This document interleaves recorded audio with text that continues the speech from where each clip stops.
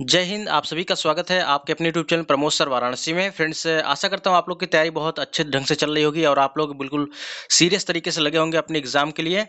और इसी को देखते हुए जो यूपी ट्रिपल एससी के पिछले 9 पेपर्स हुए हैं, इस पर आधारित कुछ नए फैक्ट्स लेकर आए हैं आप लोग के सामने। इसमें वो क्वेश्चन भी शामिल है जो पिछले 9 पेपर्स में पूछे गए हैं और उससे रिलेटेड जितने भी फैक्ट्स बन सकते हैं उसको भी कवर करेंगे। तो बहुत ही इंपॉर्टेंट वीडियो होने वाली, इसलिए वीडियो के एंड तक आप लोग बने रहिएगा। तो चलिए स्टार्ट करते हैं वीडियो को और आप लोग बिल्कुल पेशेंस के साथ वीडियो को देखिएगा, क्योंकि इसमें नए फैक्ट्स भी रहेंगे और आपके जो नए क्वेश्चन पूछे गए हैं इससे भी क्वेश्चन यहाँ पर ऐड किए गए हैं।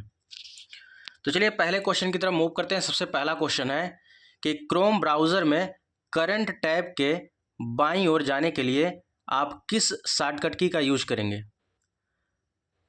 तो क्रोम ब्राउज़र में करंट टैब के बाईं ओर जाने के लिए हम कंट्रोल प्लस पेज अप का यूज करते हैं, और वहीं पर अगर हमें दाईं तरफ जाना है तो उसके लिए कंट्रोल प्लस पेज डाउन का यूज करेंगे। यानी क्रोम ब्राउज़र में अगर आपको करंट टैब में जाना है, करंट टैब के बाईं ओर, तो आपको कंट्रोल प्लस पेज अप का यूज करना होगा, और अगर आपको दाईं ओर जाना है तो उसके लिए control plus page down press करना होगा। और जैसे ही आप control plus page down press करेंगे वह दाएं टैब में चला जाएगा, और करंट टैब में जाने के लिए control plus page up use करते हैं।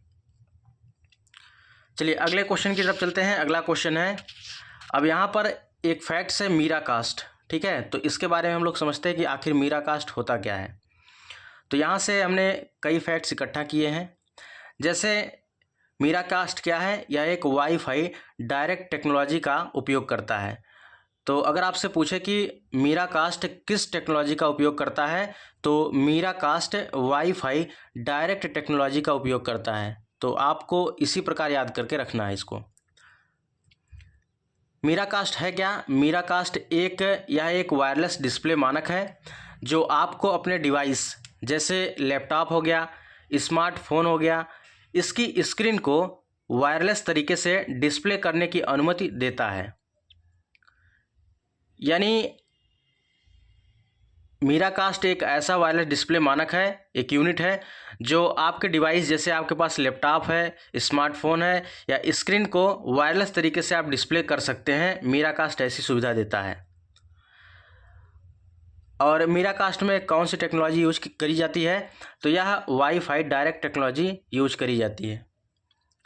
वहीं पर बात करें इसका यूज क्या होता है, तो मीरा कास्ट का यूज होता है बड़ी स्क्रीन पर गेम खेलने के लिए, बड़ी स्क्रीन पर कोई प्रोजेक्ट वगैरह लॉन्च करने के लिए हम किसका यूज करते हैं? मीरा कास्ट का यूज करते हैं। और इससे रिलेटेड एक फैक्ट्स और है कि मोबाइल डिवाइस से कंपैटिबल टीवी या मॉनिटर पर सीमलेस स्क्रीन शेयर कर सकते हैं आप इजीली, इसमें कोई दिक्कत नहीं होने वाली है। यानी बफरिंग की प्रॉब्लम इसमें नहीं होती है। यानी सीमलेस स्क्रीन शेयर कर सकते हैं, इसमें कोई बफरिंग नहीं होगी। तो मोबाइल डिवाइस से कंपैटिबल टीवी या मॉनिटर पर सीमलेस स्क्रीन शेयर कर सकते हैं बिल्कुल ईजिली। मीरा कास्ट ऐसी सुविधा देता है। तो एक बार फिर से इसके बारे में देख लेते हैं, मीरा कास्ट आखिर होता क्या है। यह एक वायरलेस डिस्प्ले मानक है जो आपको अपने डिवाइस जैसे आपके पास जो भी डिवाइस हो, लैपटॉप हो, स्मार्टफोन हो, इसकी स्क्रीन को वायरलेस तरीके से आप डिस्प्ले कर सकते हैं। ये मीरा कास्ट ऐसी सुविधा देता है। और यह किस टेक्नोलॉजी का यूज करता है? तो यह वाईफाई डायरेक्ट टेक्नोलॉजी का उपयोग करता है। इसका यूज कहाँ होता है? बड़ी स्क्रीन पर गेम खेलने के लिए या कोई प्रोजेक्ट वगैरह लॉन्च करने के लिए मीरा कास्ट का यूज किया जाता है। वहीं पर मोबाइल डिवाइस से कंपैटिबल टीवी या मॉनिटर पर सीमलेस स्क्रीन शेयर आप इजीली कर सकते हैं, इसमें कोई भी प्रॉब्लम नहीं होगा, कोई बफरिंग नहीं होगी। तो इस फैक्ट्स को आप अच्छे से याद रखिएगा, बहुत इंपॉर्टेंट फैक्ट्स हैं।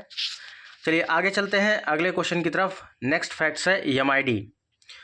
ठीक है, एमआईडी क्या होता है? देखिए एमएस एक्सेल में अगर आप वर्क कर रहे हैं और उसके बाद इज इक्वल टू एमआईडी आ जाए, या आपको इस प्रकार दिया रहे is equal to MID Varanasi 1, उसके बाद कॉमा फिर 3, तो इसका यूज कब किया जाता है? और बिल्कुल पेशेंस के साथ आप देखिएगा, कोई भी क्वेश्चन इस टाइप का बनेगा तो आप इजीली कर जाएंगे। जैसे दिया है कि एमआईडी आखिर होता क्या, पहले इसके बारे में जान लेते हैं। एमआईडी एक फंक्शन है।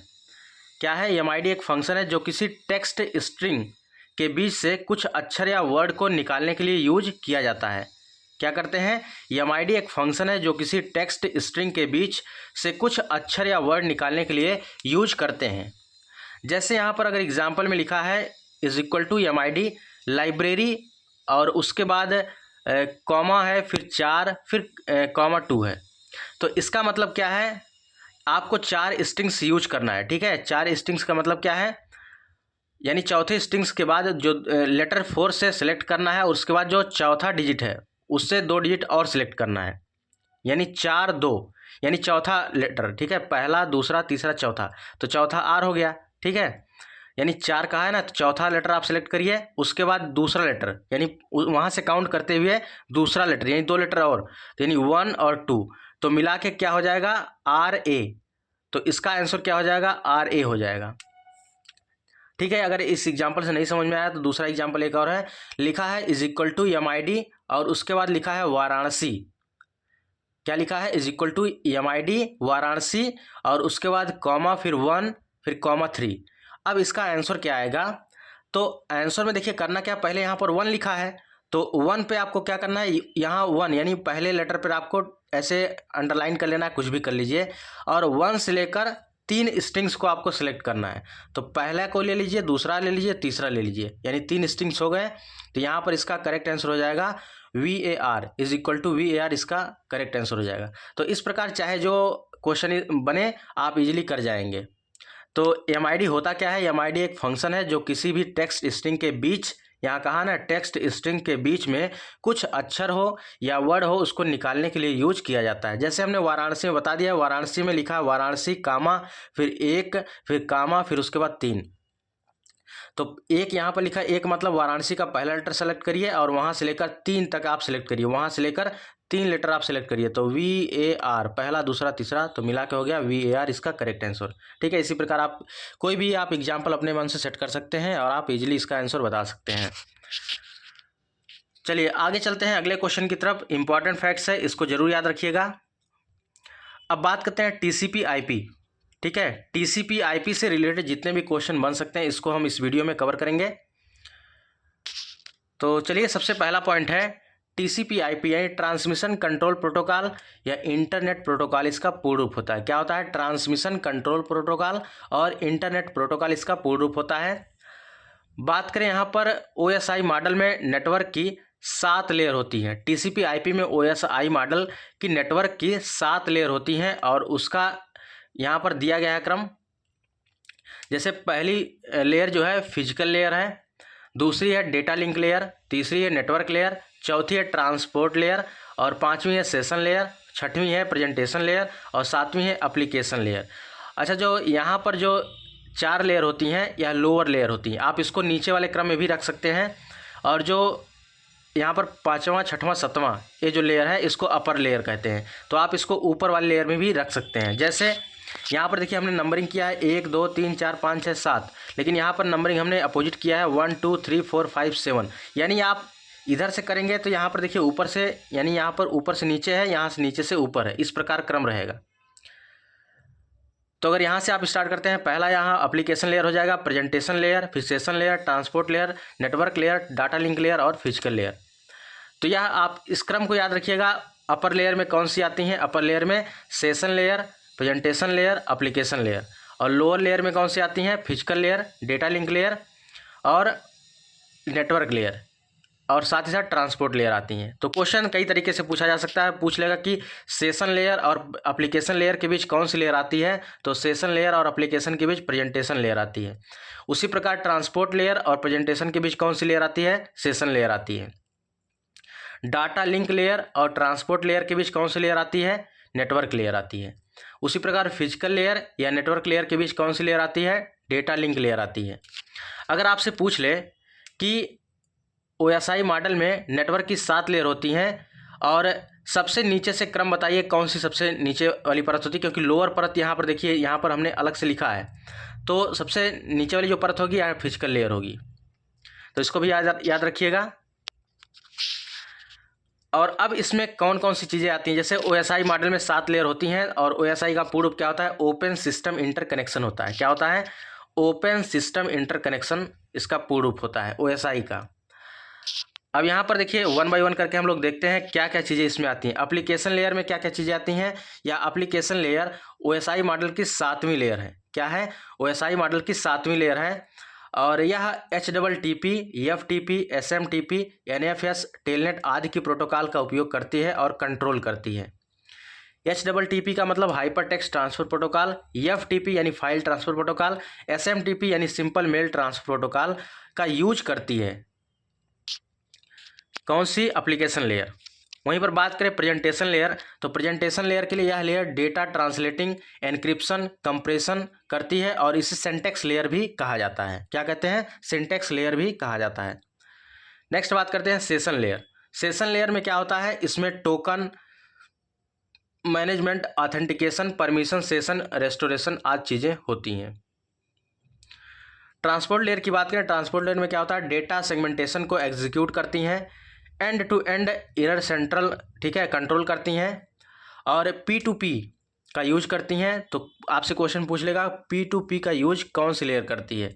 तो यह जो है ट्रांसपोर्ट लेयर करती है। TCP का यूज करना, विश्वसनीय डेटा भेजना, ये सभी ट्रांसपोर्ट लेयर का काम होता है। वहीं पर बात करें नेटवर्क लेयर की, तो यह नेटवर्क लेयर उपकरणों के बीच पैकेट की राउटिंग, स्विचिंग और नेटवर्क एड्रेसिंग का कार्य करता है। नेक्स्ट बात करते हैं डेटा लिंक लेयर, तो यह error detection, flow control on physical link, और मैक एड्रेस को कौन डिटेक्ट करता है? तो यह डेटा लिंक लेयर करता है। तो आप इसको जरूर याद रखिएगा, मैक एड्रेस को कौन डिटेक्ट करता है? डेटा लिंक लेयर करता है। वहीं पर बात करें फिजिकल लेयर की, तो फिजिकल लेयर में क्या क्या चीज़ें होती है? जैसे बाइट स्ट्रीम होता है, फिजिकल मीडियम होता है, मेथड ऑफ रिप्रेजेंटेटिंग बिट्स हो गया, ये सभी किसका काम होता है? फिजिकल लेयर का काम होता है। बहुत इंपॉर्टेंट सेगमेंट है, आप इसको जरूर अच्छे से याद रखिएगा। और जितने क्वेश्चन हमने किए हैं यहाँ पर एक बार फिर से रिवाइज कर लेते हैं ताकि आपको इसी वीडियो में अच्छे से याद रहे। सबसे पहला पॉइंट है कि क्रोम ब्राउज़र में करंट टैब के अगर लेफ्ट में जाना है तो उसके लिए कंट्रोल प्लस पेज अप का यूज करते हैं। अगर दाईं तरफ जाना है तो कंट्रोल प्लस पेज डाउन का यूज करते हैं। तो दोनों क्वेश्चन पूछे गए एग्जाम में। और बात करें मीरा कास्ट, तो मीरा कास्ट जो टेक्नोलॉजी है बिल्कुल लेटेस्ट टेक्नोलॉजी है, तो यहाँ से क्वेश्चन जरूर पूछा जाएगा। तो यह एक वायरलेस डिस्प्ले मानक है जो आपको अपने डिवाइस जैसे लैपटॉप, स्मार्टफोन स्क्रीन को वायरलेस तरीके से डिस्प्ले करने की अनुमति देता है, और यह वाईफाई डायरेक्ट टेक्नोलॉजी का उपयोग करता है। इसका यूज कहाँ होता है? बड़े स्क्रीन पर गेम खेलने के लिए और कोई प्रोजेक्ट वगैरह लॉन्च करने के लिए इसका मीरा कास्ट का यूज किया जाता है। वहीं पर मोबाइल डिवाइस से कंपैटिबल टीवी या मॉनिटर पर सीमलेस स्क्रीन शेयर हम इजीली कर सकते हैं। MID के बारे में हमने बता दिया कि MID क्या होता है। MID एक फंक्शन है जो किसी टेक्स्ट स्ट्रिंग के बीच से कुछ अक्षर या वर्ड निकालने के लिए यूज किया जाता है। जैसे यहाँ पर अगर एक एग्जांपल मिल जाए, इज इक्वल टू MID लिखा है, फिर ब्रैकेट में लाइब्रेरी, फिर उसके बाद 4, उसके बाद कॉमा, फिर 2, इसका आंसर क्या आएगा? तो इसका कहने का मतलब यह है कि आप चौथा लेटर, ठीक है, सेलेक्ट करिए, ठीक है, चौथा लेटर, और वहाँ से लेकर दूसरा लेटर और तक सेलेक्ट करिए। यानी 1 2 3, यानी इसको छोड़िए, चौथा लेटर यहाँ पर हो जाएगा R के बाद 2 लेटर और सेलेक्ट करिए, यानी R को लेकर, तो RA, इसका करेक्ट आंसर हो जाएगा RA। उसी प्रकार वाराणसी में हमने कहा कि is equal to MID Varanasi लिखा है, तो लिखा है कि 1, 3, यानी आपको वाराणसी का पहला लेटर सेलेक्ट करना है, तो पहला हमने सेलेक्ट कर लिया, फिर उसके बाद वहीं से लेकर तीसरा लेटर तक सेलेक्ट करना है, यानी V के बाद A, फिर उसके बाद R, तो आपका आंसर हो गया VAR। तो भैया बिल्कुल आसान है, कोई दिक्कत इसमें नहीं होने वाली है।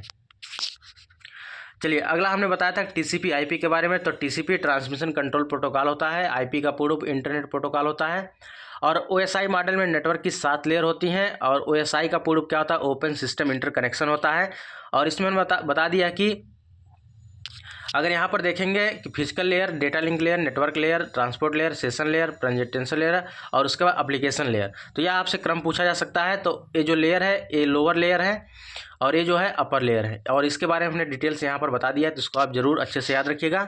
और इस पर हम लगातार वर्क कर रहे हैं, और इतना हमने कलेक्ट किया था और आपके साथ हमने शेयर किया है, और बहुत जल्द जो और सारी चीज़ें हैं उसको हम एक साथ कलेक्ट करेंगे ताकि आपके सामने ला सकें।